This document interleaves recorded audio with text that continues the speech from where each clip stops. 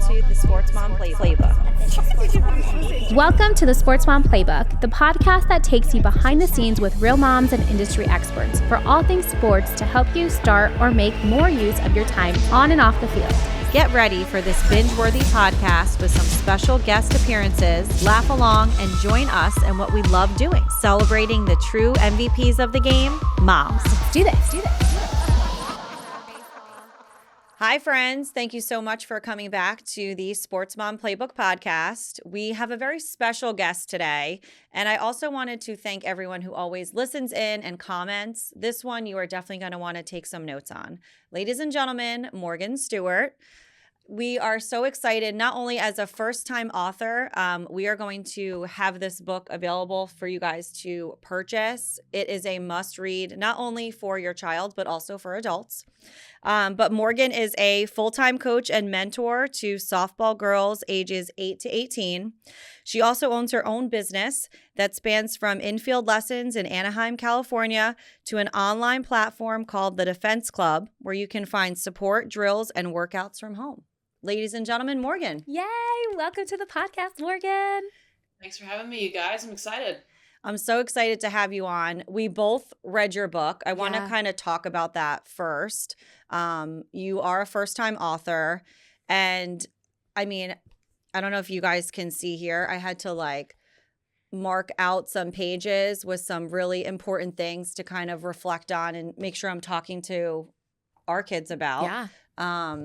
What made you write this book? Great question. To me, it's been a long time coming. I really do enjoy writing, and I've been keeping most of my writing on social media, just like telling stories and really trying to be vulnerable and tell the real story behind growing up in sports. And now being an adult and looking back and realizing that my mom was right about so many things and could see me for me. I just thought that it was a great opportunity for me to actually put it into one resource that parents could give to their kids or read with them.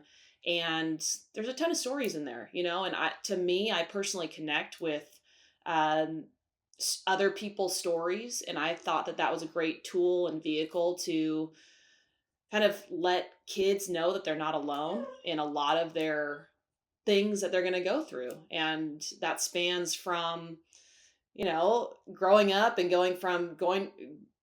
being picked first in recess to middle school and having to figure out how to put on makeup, and then going to high school and having to say no to parties and dances because you're going to practice. So there's just so many different things that kids go through, and it gets overlooked sometimes because they're so intense into their sport, but they're kids too, right? Yeah. And so that's the big issue right now to me, is that kids are being told to practice and grind and go for it and be the best. Yes, and they're still growing up.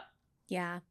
I feel like that's a big, hard balance too as a parent. It is a hard balance, and I think it's you played very competitively, which I also think is a different level of playing. And you kind of touch on that in the book. There was actually one point in the book I got a little teary-eyed to where you basically didn't want people coming to your games because you were just so afraid of failing. And I think that is something that people really don't talk about. But as a parent reading it, I would never think to have that conversation with my athlete at home.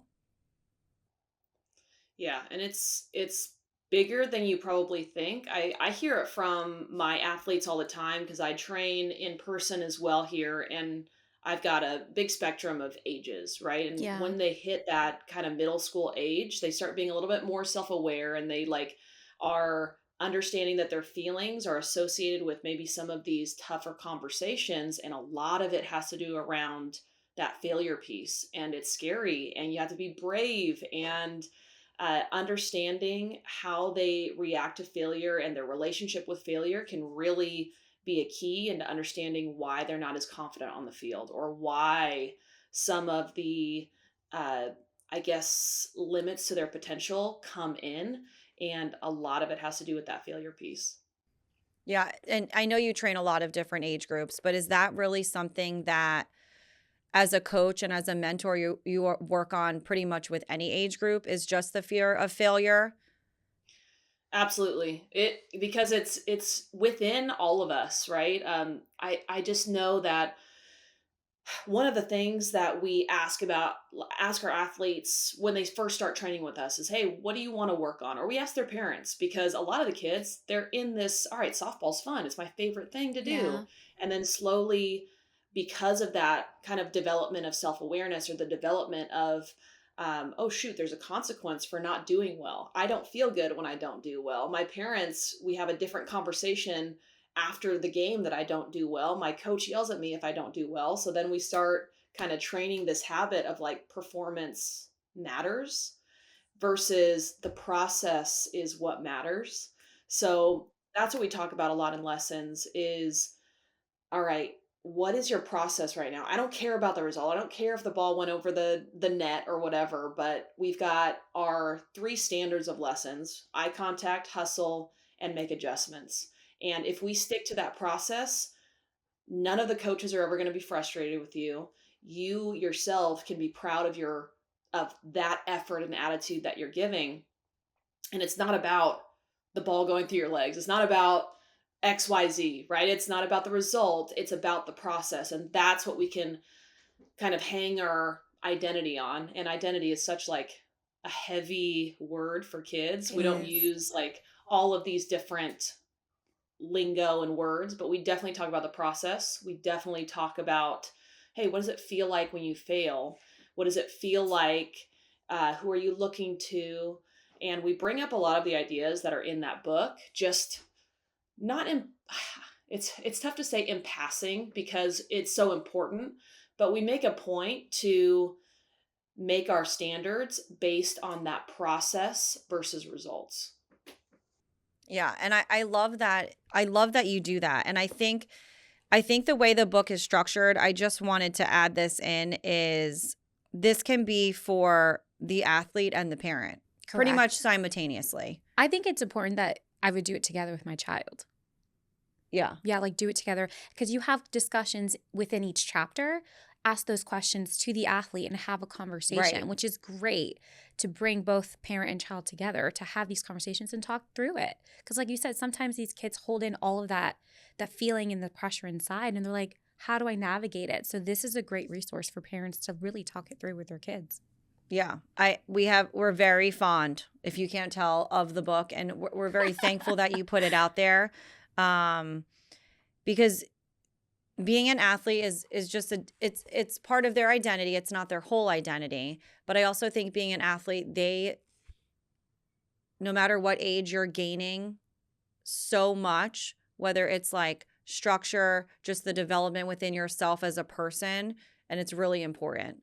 And I think you really touched on a lot of things that not a lot of people talk about, because that fear of failure is huge. And then how are you responding to that as well? Yeah.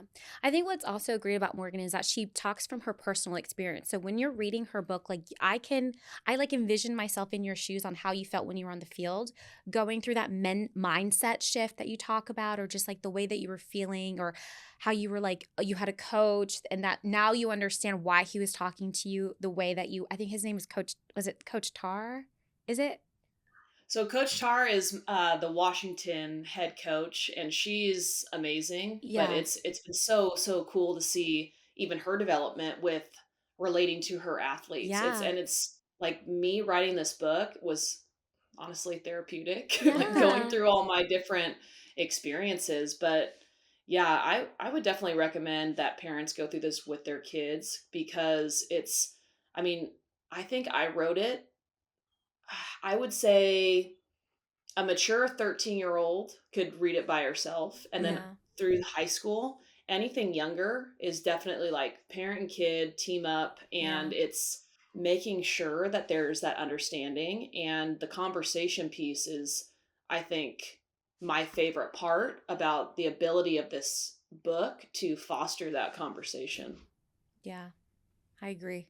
I Yeah. think it's so important to have that dialogue with your kiddos. No, I do. I think so too. And I think you're also very brave. I just want to add, just from you sharing a lot of your personal stuff in here, it was a very like vulnerable Yeah. things that I don't even think about with my own children that you brought to attention. And I think that I just think it's a very good book. If you guys can't tell, you need to get it. It's called The Real Work, and it's a guide for young athletes growing up in sports. So Yeah, very I think good. it's great. So, Morgan, now that you wrote the book, do you feel like your athletes have they read it? Like have your girls read the book? Like what's their feedback from the kids that are reading it that you because that's what you wrote for, right? Absolutely.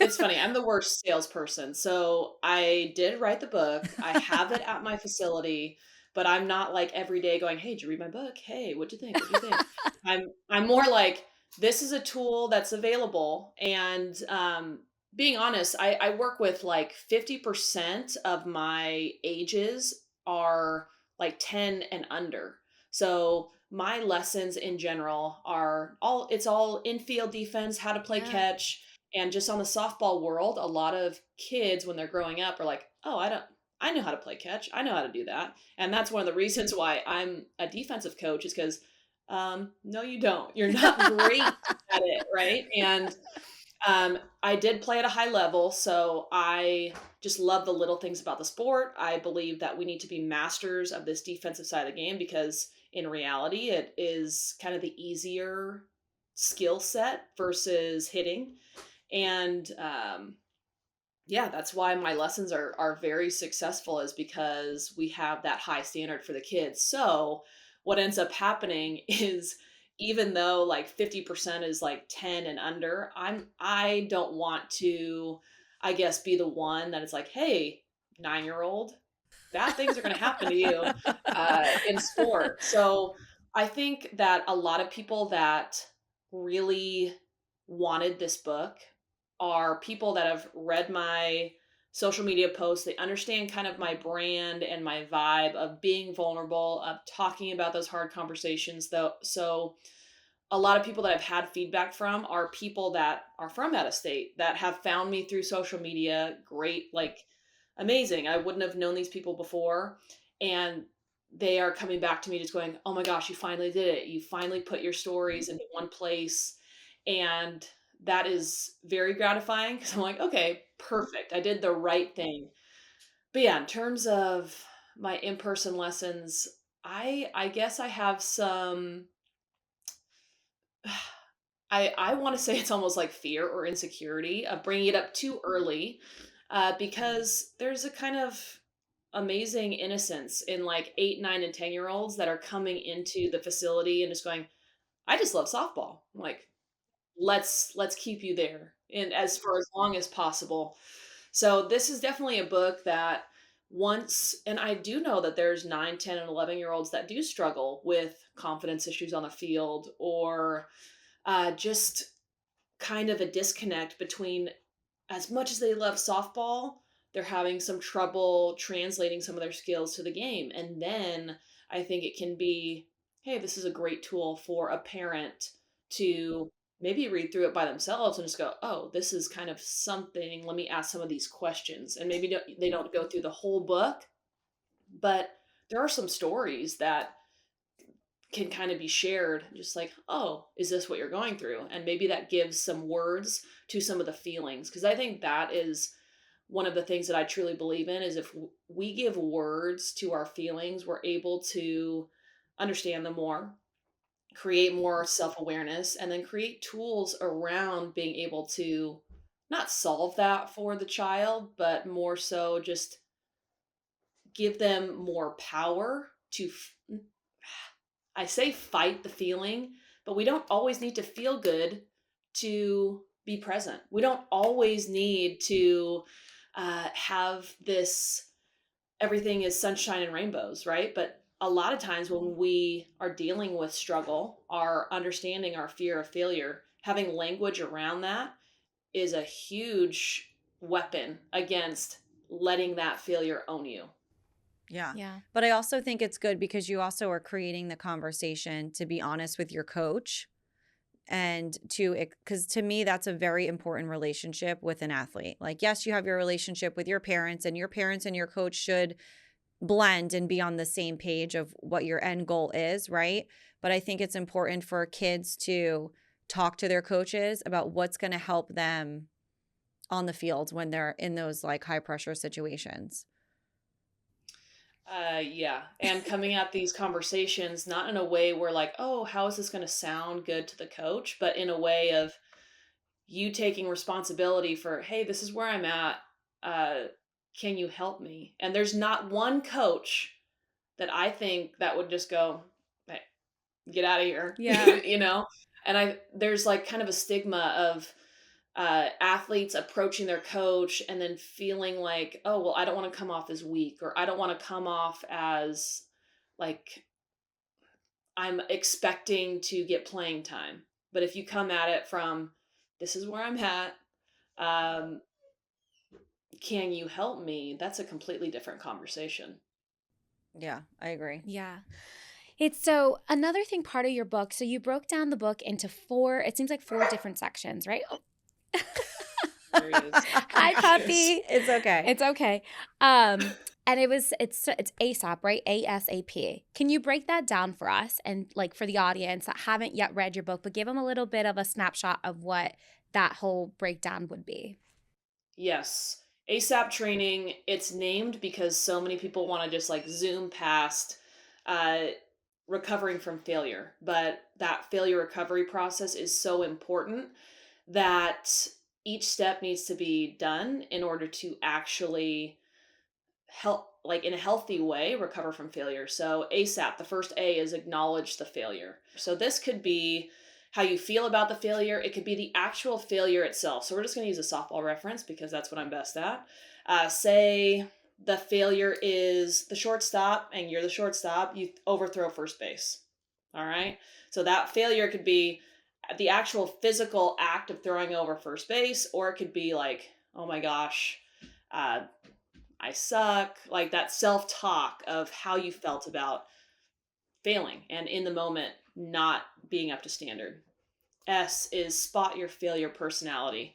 So, how was your reaction, your natural reaction to that failure? And that could be, again, that self talk. Even if like the failure could be how you felt about it, then how you judged yourself for having that how you felt about it. Um, we've got 3 different types of failure personalities. You can take that personality quiz, and um, those 3 different types I created. I had all these different personality tests as a college kid growing up, and I loved that. I thought I could really connect with it and have tools around that, so I made it part of the process. So acknowledge failure, spot your failure personality, adjust your reaction. And this is probably the second toughest step, adjust our reaction. So, say one of the failure personalities is escape artist. That is mine. I failed and I just wanted to get out of there. I didn't want to talk about it. You self isolate. You just kind of want to forget that it even happened. So, adjusting that, if I could go back in time and have a different reaction, I would get external. I would, instead of keeping all of my emotions internal, having bad body language, I would probably talk to a teammate next to me. Hey, I got you next time. We're good. And the last step is practice daily. So I think this is actually the hardest part of the whole process is even though we can adjust our reaction one time, the only way that we're able to actually make it a habit is practicing it every day, every rep. And that's, I think, the beauty of getting better is we know that if we practice all the time, we will eventually get better. But it's also the hardest part is being consistent. And we know that in everything that we do, if it's worth it, it's going to be a little bit difficult.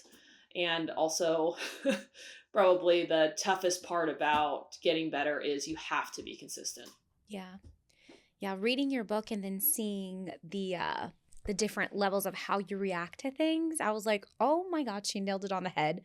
And as far as the three, because I can already picture three people too, like the way my husband reacts to things, the way my daughter reacts to things when she plays softball. So it was really interesting how you broke it down and how you gave tips on how to overcome that and what they should do to move forward and do all of that stuff. So it was really good.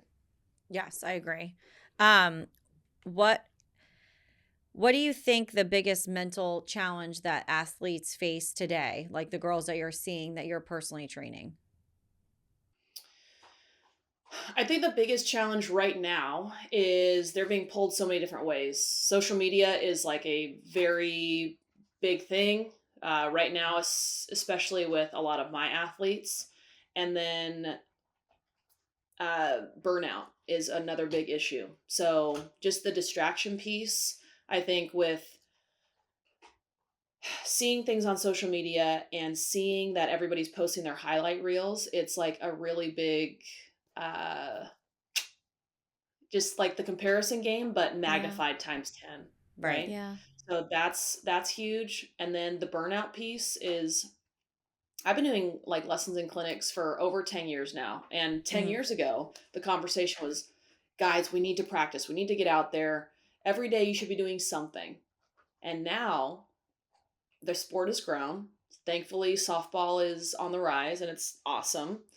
But now every kid has a pitching lesson, a catching lesson, strength and agility, mentality, infield, hitting, and team practice 2 or 3 times a week. And now the conversation becomes okay,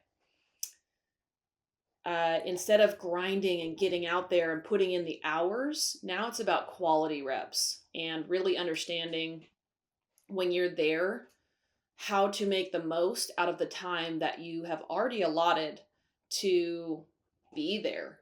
Because, when I was growing up, we had one hitting lesson a week, and then I played travel softball, which is supposed to be, the most time intensive thing, but we only had our weekends where we had to be somewhere. Everything else was our time. And so all of my, like when I was giving advice, it was, you got to get out there. And now these kids are out there. And now you're finding that when they show up, they're kind of like distant. Like they're not really present a lot of the time. So that is the conversation that we're having now is how to make the most of that time because these kids have to be kids. Like if they're being mandated to be somewhere 6, 7 days a week, when are they able to just turn off and just go play or do their homework? There are so many other things besides just a softball player, just an athlete. Yeah.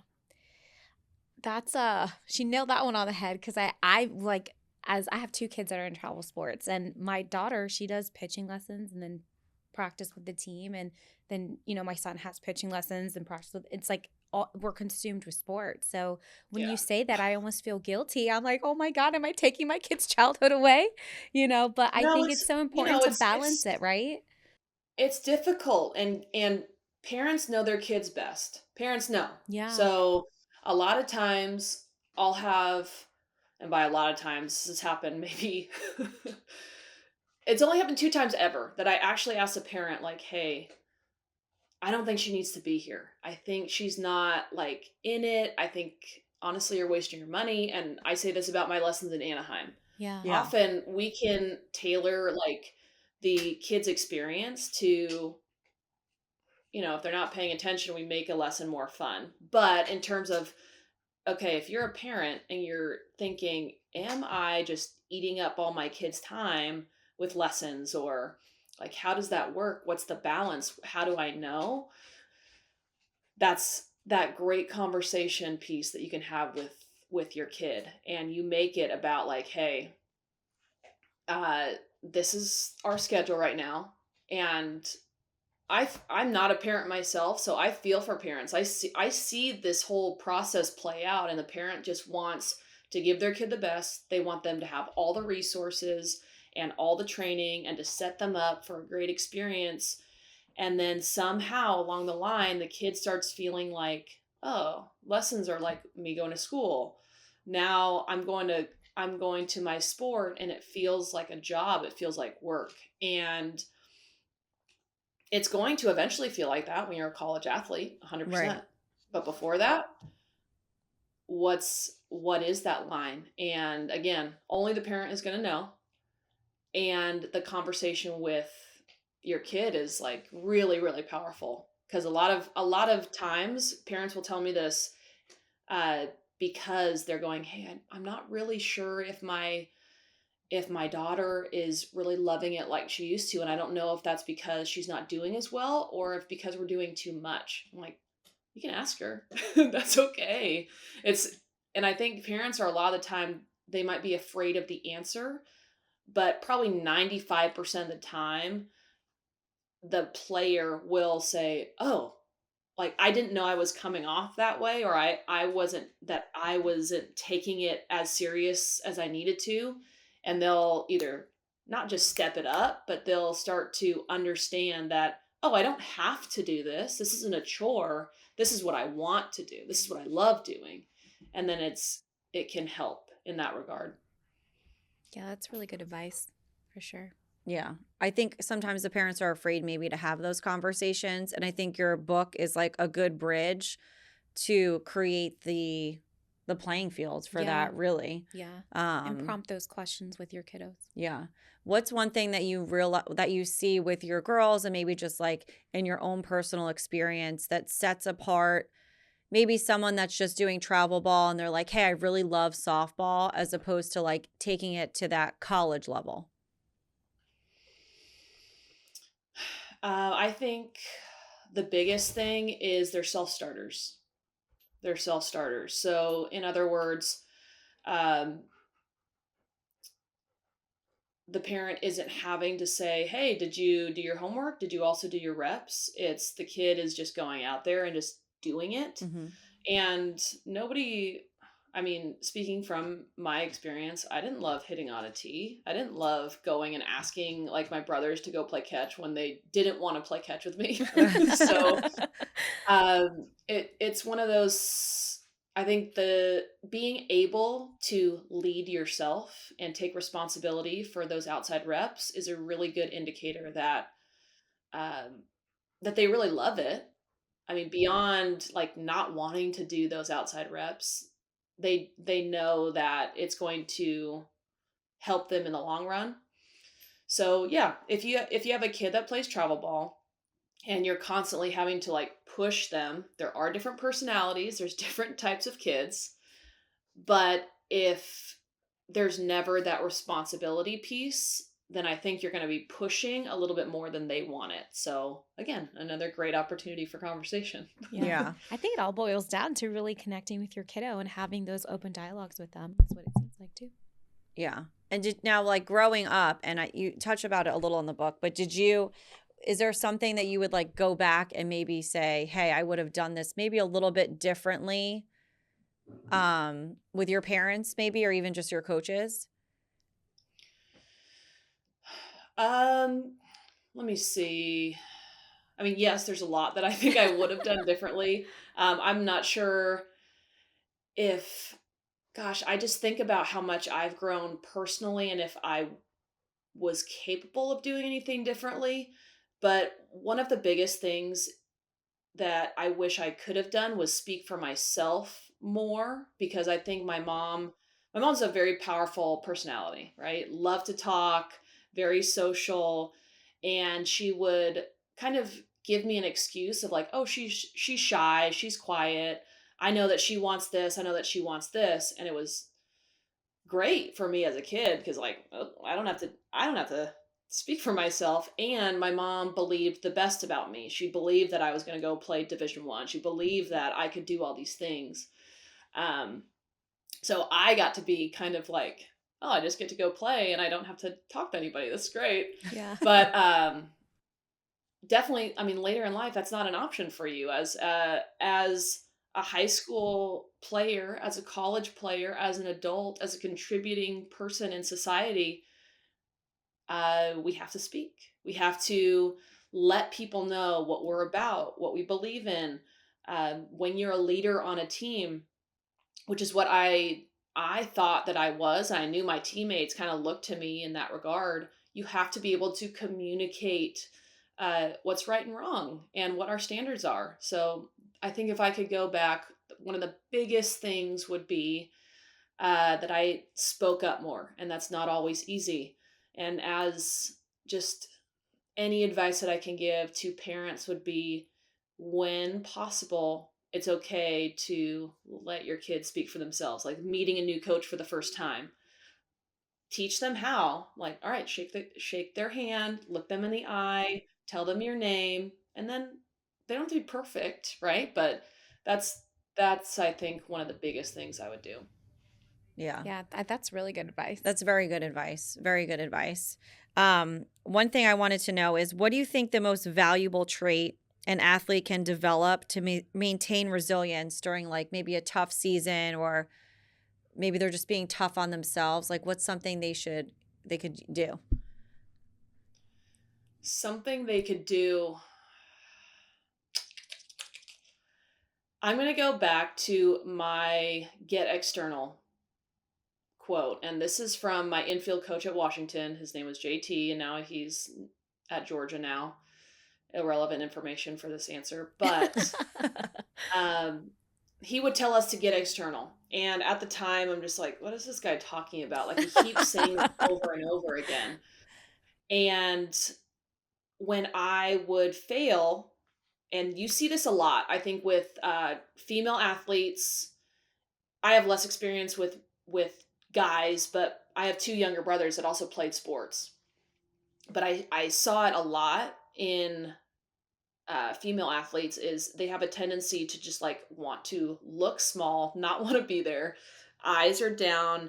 Their body language, their shoulders will slump down. They will avoid eye contact, and you know what they're thinking because their body presents this is like, man, not again, I stink. They're probably cussing at themselves. They're just like totally thinking about that mistake over and over and replaying it, and maybe trying to like understand what went wrong, what can I do better next time. But mostly in that moment, it's okay to take a few moments, but the athlete that recovers fastest is going to win. The athlete that can get external is going to be the better teammate, and especially on team sports, we don't have more than a few moments in between pitches for softball to like get back to a competitive mindset personally, and then also give energy to your team. Because what happens when somebody makes a mistake, ball goes through their legs, and it's your friend, you're not going to be like, oh my gosh, what happened? Why'd you do that? Majority of teammates are like, oh my gosh, she feels so bad about herself. Oh, like, Yeah. and I mean, me as a teammate, I'm like, as a teammate, I'm kind of avoiding eye contact because I know that they feel bad about themselves. I don't want them to feel worse and like kind of feel everybody's eyes on Energy. them. Yeah. Yeah. So in those few moments, if you're the person that makes a mistake, if you get your eyes up, kind of right the ship a little bit with your body language and go, hey guys, we're good. We got this. Like, that gives everybody else permission to look at you and just go, okay, she's okay. Yeah. Now I can focus on the next pitch. So that's what I would say is, even though that's kind of more along the lines of fake it till you make it, that's being a good teammate. That is giving other people permission to now focus on the next thing, the most important thing, which is the next pitch. Yeah. That's so important. It's true. I think that's awesome advice. Now, let's talk about you as a coach, because I understand, you have your own facility, right? But say someone wanted to have you do like a clinic in like a different state. Do you offer those types of services? Like, tell us a little bit about, because you have a lot of expertise. You've shared a lot of excellent advice. You have your book, but what else do you do in the sense of like you're traveling and so forth? Yes. So now I'm 36 years old, and I'm gonna got over my travel bug a little bit, but for probably 8+ years, I was traveling every other weekend, just doing clinics. I was part of this traveling clinic group. It was kind of like a rock band, but for clinics. We were called the Package Deal. And in 2020, because of COVID hit, we stopped traveling as much, and I focused on my lessons at home and then Defense Club, which is an online membership. So I've been kind of pouring into that, pouring into this book, and I'm really trying to, I guess, capture what I can do in person and be Yeah. able to impact more people that I can't see all the time because just being really honest and real, I'm tired of Yeah. traveling, you guys. But yes, people can request me. It's just a matter of I'm just not as available because I am trying to protect my time Yeah. to write more because I really do enjoy it and to make my online really good because I can't stand having something that's out there in the world that has my name on it that isn't like really good. Yeah. So that's what I've been doing lately. Yeah. So now that membership, can you like go into that a little bit? So if like somebody is listening and they're interested in like, where can they In a find different it? state. Yeah. Yes, and like what's offered on it, so they're aware. Yes, Defense Club. Most people join it to get all the videos of all of my drills. That's pretty much what people find me for. If they follow me at Defense Lessons on Instagram, we post so much free content of drills, but it's kind of everywhere and they're not organized. So the membership organizes it into different categories. We've got a lot of courses, we've got some guest instructors, and really, I would think that the biggest value comes to actual coaches because they can put together practice plans. And for kids, the biggest thing that I see them join through is by purchasing my Black Book of Drills. It's like a little pocket drill book. And some people join the membership after because they want the videos, and some people just really enjoy the book, and it's like $15. So, Yeah. yeah. We love that. We'll definitely share that and we'll add that to the link below because I think that parents and kids in general will think that it's a great resource to have and really learn from. And you are absolutely amazing. We love having you here. You have been so insightful and have brought so much to light, just the way you speak and the way you present yourself. It's wonderful. So thank you so much. Yes, we are an Thank you, absolute guys. fan. And again, if anyone is interested, make sure you get this. We will post this as well. The real work. And just thank you so much, Morgan. I think you were excellent. You had a lot to share, and I feel like we were able to capture everything, all the questions. And we appreciate your time, and we look forward to all the things that you have in the future. Yeah. Do you have, real quick before we get off, do you want to share where people can find you on Instagram, on your social media platforms, and advertise? I know you said you're not the strongest sales girl, but we're going to You're sell doing you, good. You're girlfriend. doing good. We You're love doing it. Great. Yeah, So we're gonna practice it right we're now. right so. now. Here we go on the spot.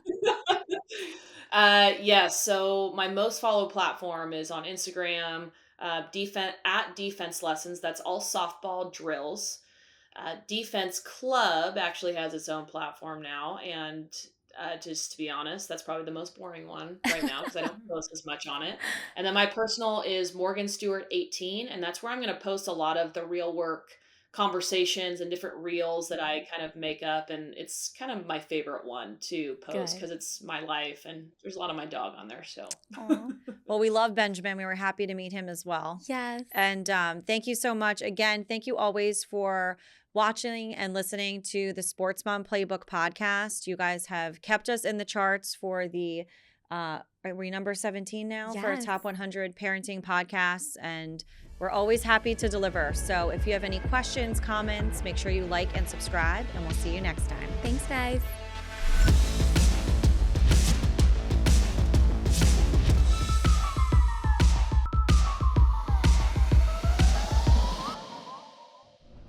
And now here is our mom highlight of the week with one of our MVP players. Enjoy.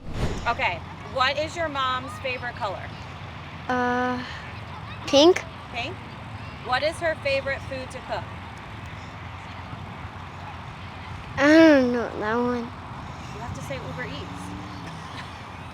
Just kidding. What can you hear your mom yelling in the stands at a baseball game? Let's go. Let's go, okay. Who is your favorite baseball player?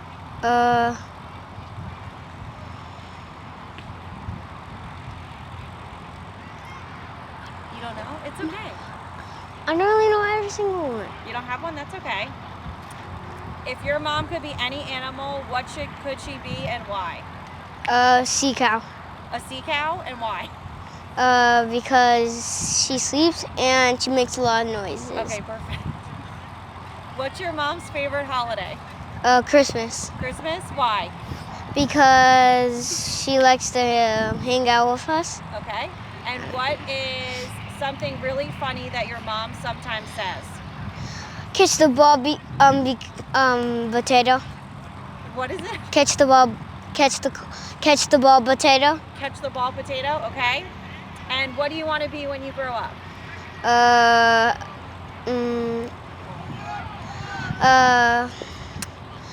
National baseball player. Awesome. And if you could say one thing to your mom right now, what would it be? I love you. Perfect. Good job, bud. Thanks.